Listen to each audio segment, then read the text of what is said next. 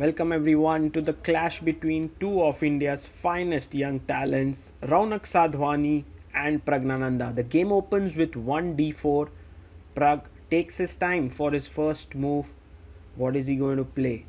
Because Raunak is essentially a 1 e4 player, and with d4 he seems to have thrown Praggnanandhaa off his guard. Knight f6, knight c3, and we have the Veresov on the board and now the Jobava London there. But you can see Pragg has started to blitz out his moves. He knows what to play against this. The Jobava London no longer a sideline. Lot of people playing it. a6 in order to stop knight b5 and knight c7 ideas. Raunak brings out his knight. The knight comes out to c6. Very normal position. And now Raunak plays his knight to e5. Pragg instantly puts his bishop on d7. He's well prepared, and g3. This is quite interesting when your bishop could already develop here. He goes g3 and now puts his bishop on g2. Of course, the bishop is not doing excellently on that square, but Raunak is okay with it. Takes here, he takes back with the pawn, and the knight goes back to g8. Notice how Praggnanandhaa is happy with his serious back, seriously being behind in development. He has absolutely taken a lot of moves to finish his development, but he says that the position is closed and I do not need to worry about being too quick with my development. This is actually great understanding shown by Pragg. The bishop comes back to e3, and now Pragg moves his queen to c7. The e5 pawn is slightly weak. h4 played. Well, you can't pick up that pawn, and that's why he plays here, because if you took on e5, then bishop d4 now becomes very dangerous. So the being behind in development means that you shouldn't rush to actually try and pick up material. Queen g4, threatening h5, and then maybe g7 would hang. But Pragg on his own goes there. He says that if you take, then I'll go and chop off this pawn, and that's the reason why you cannot take it. So Raunak brings his rook to the center.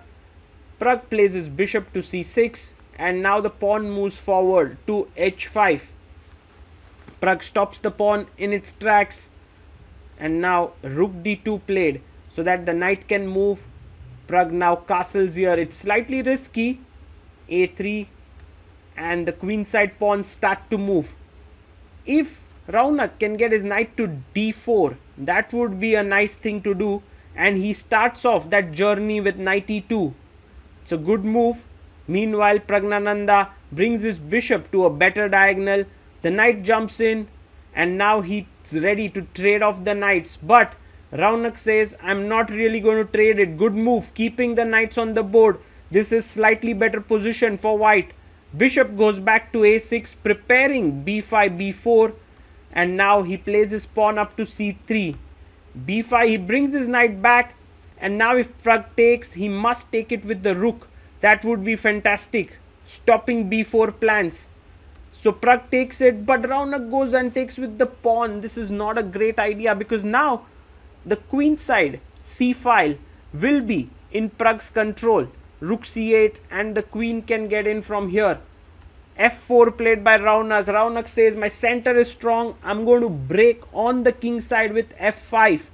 This position is still roundabout even, and it's very difficult to pinpoint who is better here. Pragg taking his time. He needs to figure out some counterplay. He goes on the queen side with d4. That's the best move. And now after takes, he can take back with the pawn. Raunak is actually thinking about whether he should take the pawn or he should push the pawn. And there you have it. Pragg gets up to see the games of his other team members. It's a very important team event right now. Balan Alaskan Knights is what Raunak is representing, while Pragg is playing for the SG Alpine Warriors. Queen goes back to f3, and now queen e7 played by Pragg. Now the queen comes to e3 in the position. Both sides waiting for a bit. Bishop c4, just trying to soften up the position. Bishop f3 played by Raunak, and he brings his rook in there. Rook a2 played. If you were to play b3 in this position, then bishop takes b3 is also hanging, so you can't do that. He plays g4 and Pragg brings his other rook into the game.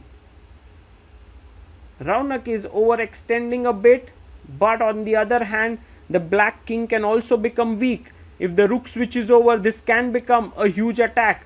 Not at all easy to face it. He plays rook a1. Good move. This is a good move. And now rook to g2 played. Not the best idea there. hg, fg. And white does seem to have attacking chances, but Pragg is in control. He brings his bishop to d3. Beautiful move. If you take the rook comes in with a check. If you take the bishop here, your rook is hanging. With this, the bishop will settle down on a very good square. King h2, bishop f5. That maneuver was brilliant. Rook c1, and now Pragg can actually take. Queen takes.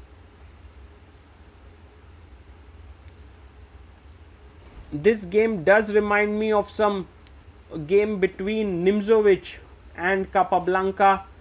Nimzowitsch with white used to play the advanced variation in the Caro-Kann and gain lot of space, and then Capablanca would fight back later on, and this is exactly what's happening. All of the space is not so useful here anymore because black's king is safe, but now white's pawn is weak. His king is a bit exposed. Bishop g4 played, and now rook comes in. The d4 pawn is weak. He must take on f5. It's an important moment here for Raunak. He must take that bishop.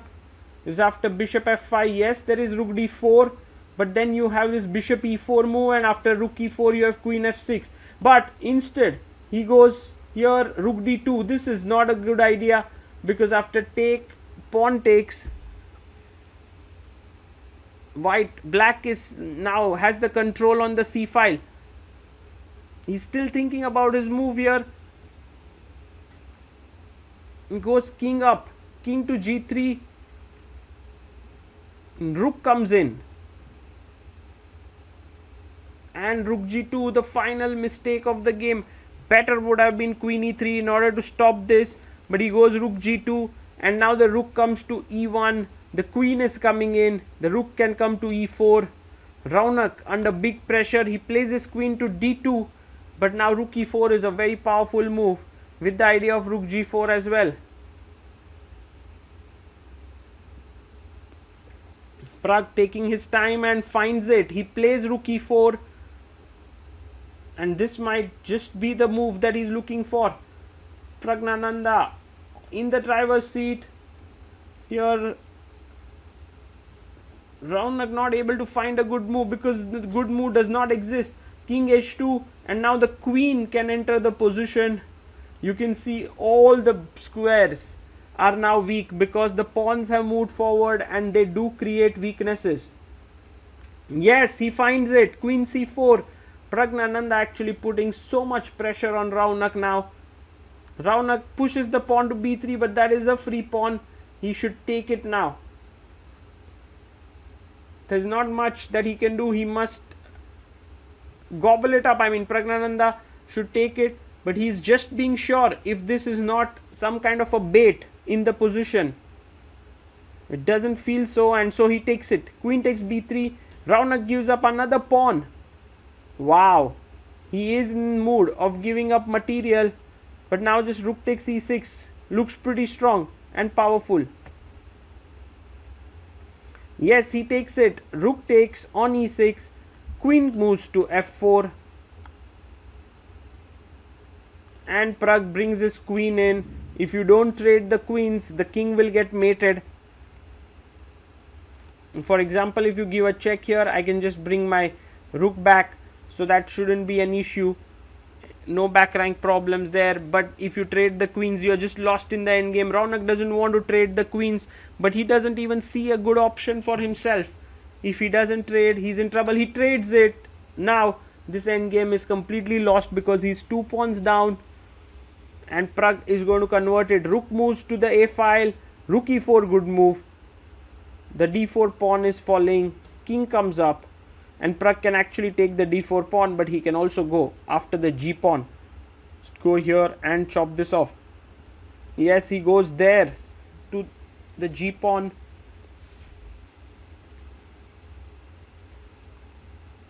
And Raunak plays his rook up to a5. Pragg can decide between which pawn to take. He takes the one on g5. Rook takes d5.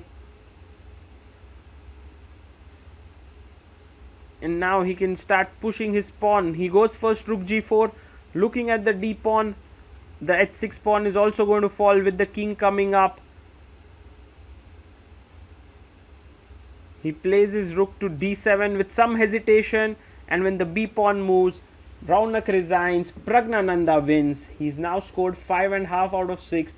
Clearly, he's the MVP for his team, SG Alpine Warriors, and also the strongest scorer in this entire tournament. The way in which Praggnanandhaa is playing here is just tremendous. Even in this game, he gave very little chances to his opponent. First, just improving his position in this Jobava London, and then going all out slowly and steadily, scoring a very crucial win for his team.